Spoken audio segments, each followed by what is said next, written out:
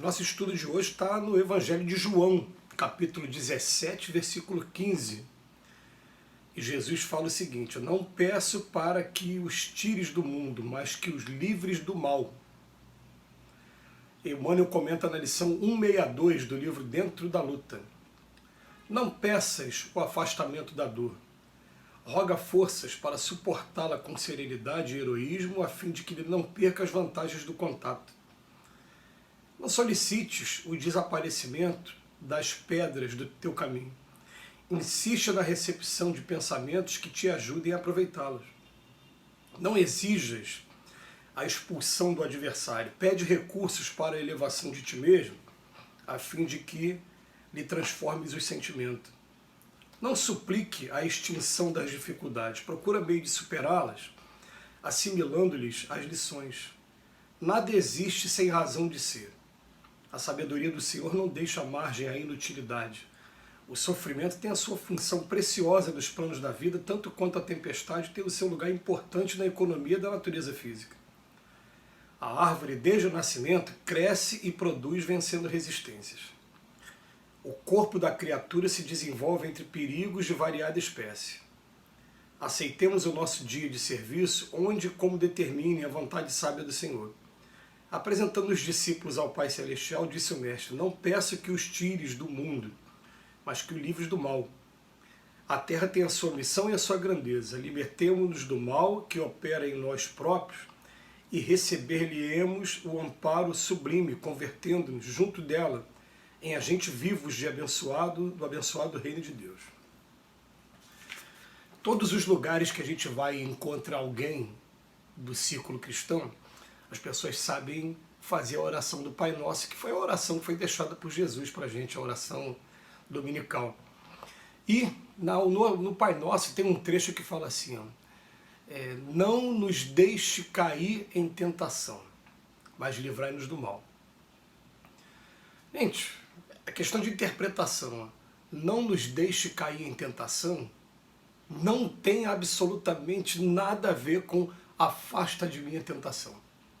Por quê? Porque as tentações dessa vida, elas vêm para ensinar para a gente. Então você pedir para afastar de você a tentação, é a mesma coisa que o aluno, quando está diante da prova, fala afasta de mim a prova e não vai ser avaliado para saber se está aprovado ou não. Vai ficar adiando infinitamente. E na verdade, esses obstáculos que aparecem, que Emmanuel aqui de maneira, mais uma vez, maravilhosa, bota para a gente, ele fala para a gente, não peças o afastamento da dor, que a gente tem que pedir forças para suportar. E daqui a pouco, até essa palavra dor, ela vai deixar de existir. Vai passar a ser uma coisa natural na gente. E a gente para ver dos exemplos mais simples da nossa vida, a gente fala, às vezes é um sofrimento, eu odeio fazer uma faxina.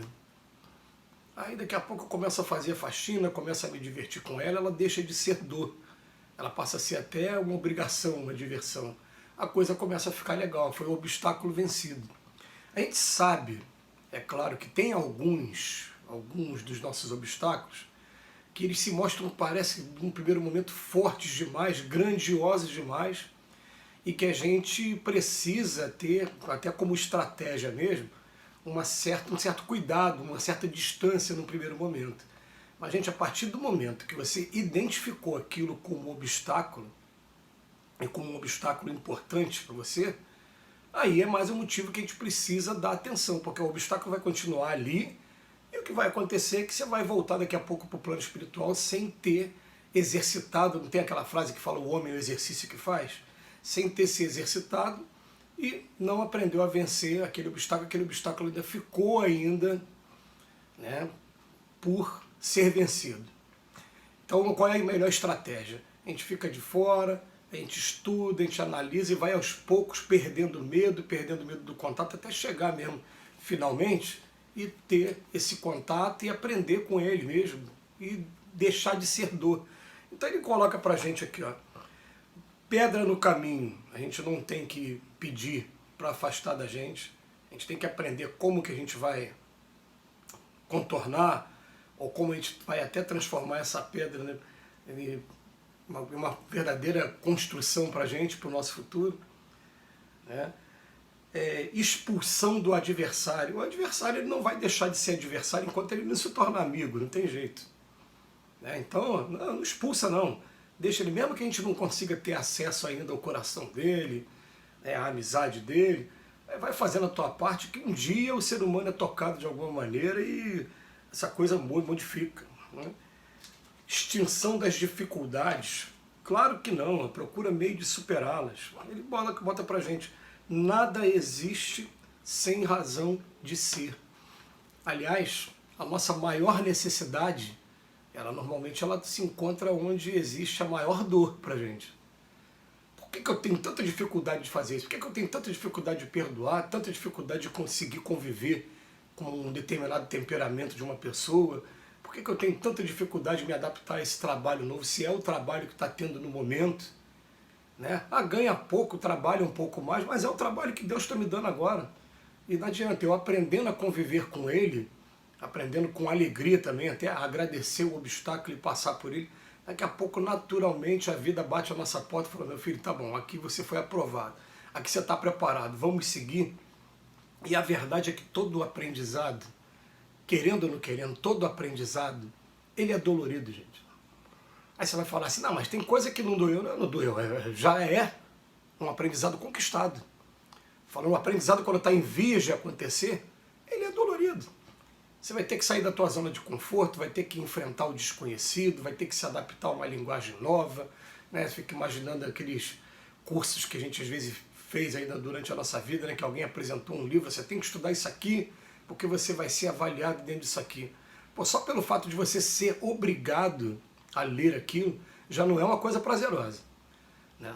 Você vê que depois que a gente termina os nossos compromissos com essa parte acadêmica, com essa parte, né, de escola, de primeiro grau, de segundo grau, de faculdade, a gente só lê aquilo que a gente gosta de verdade. E a coisa que a gente lê quando a gente gosta de verdade, sai com uma tranquilidade. Agora, quando tu é obrigado a fazer, incomoda, dói, não tem jeito. Fica, pô, eu sou obrigado, porque aí fica tentando pegar os mínimos detalhes. Agora, olha só que coisa interessante, né? Eu me lembro quando eu comecei a estudar a doutrina espírita, a gente tem aqui a experiência de vez em quando, ouvir a voz dos espíritos nos orientando. E é interessante, né? Não é uma voz que eu te ouve com esse ouvido, né? A gente ouve com a mente, tá? E aí um amigo espiritual falou para mim assim, ó, toda vez que você for estudar qualquer coisa ligada ao Evangelho de Jesus, estude como se você tivesse que fazer uma exposição oral, ou então uma monografia sobre aquilo que você está estudando. Gente, essa informação foi valiosíssima para mim, porque uma coisa é você ler descompromissado, agora se você tem que falar para as pessoas ouvirem, se você tem que escrever alguma coisa sobre isso, é claro que você vai ler uma, duas, três, vai procurar abstrair o máximo do texto, e assim você vai conseguir chegar ao teu objetivo. Então eu me lembro assim dentro do texto aqui de alguns amigos aqui, né, que tinham uma dificuldade numa determinada matéria. Poxa, tiravam nota boa em tudo menos naquela matéria. E aí começaram a se dedicar àquela matéria e de repente trabalham hoje profissionalmente com aquela matéria, porque aquela matéria foi uma dificuldade muito grande que ele teve que dar atenção, e quando ele deu atenção que ele deixou de ser dificuldade. Gente, é exatamente dessa maneira que a gente vai ter os desafios da nossa vida. Os desafios financeiros, os desafios materiais, os desafios físicos, doenças, os desafios de relacionamento, os desafios que a gente encontra pela frente, são todos, querendo ou não querendo, é dessa maneira. Então ele deixa uma frase aqui pra gente, ele fala assim, ó, o sofrimento tem a sua função preciosa nos planos da vida. Tanto quanto a tempestade também tem o seu lugar importante na economia da natureza física.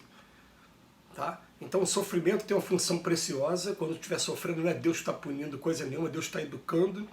E uma tempestade também, às vezes a tempestade vem para varrer, levar vírus, levar todas essas impurezas, preparar a natureza para a gente. Acontece com a gente o tempo todo. Ele fala para a gente aqui, a mensagem que fica para o final, né? Não peço que os tires do mundo, mas que os livre do mal. Que Jesus nos abençoe hoje e sempre.